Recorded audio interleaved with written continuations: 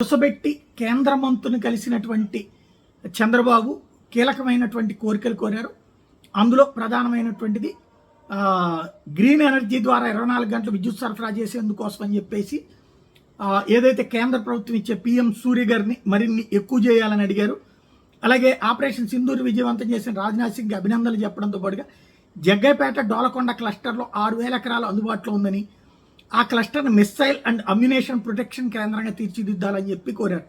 లేపాక్షి మడకసిర క్లస్టర్లో military and civil aircraft electronic తయారీ కేంద్రం ఏర్పాటు చేయాలని కోరారు. విశాఖ అనకాపల్లి క్లస్టర్లో నేవల్ ఎక్స్పెరిమెంట్ కేంద్రాలు ఏర్పాటు చేసుకోవాలని అడిగారు. కర్నూలు ఓరకల్లు క్లస్టర్లో మిలిటరీ డ్రోన్లు, రోబోటిక్స్, అడ్వాన్స్ డిఫెన్స్ కాంపోనెంట్స్ తయారు చేయాలని అడిగారు. తిరుపతి ఐఐటిలో డిఆర్డిఓ సెంటర్ ఆఫ్ ఎక్సలెన్స్ పెట్టాలని అడిగారు. రాజ్నాథ్ సింగ్ సానుకూలంగా స్పందించారని చంద్రబాబు చెప్తున్నారు.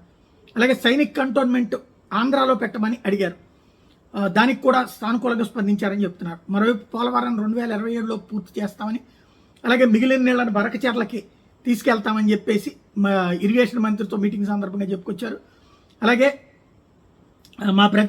దీనికి సంబంధించి నిర్మలా సీతారామన్ కూడా కలిసామని చెప్పారు. మరోవైపున సంపద సృష్టించాలంటే ప్రభుత్వం కొత్త విధానాలు తీసుకురావాలి. కేంద్రం నుంచి ఆర్థిక సాయమే కాదు, అనుకూలమైన ప్రతిపాదనలు కావాలి.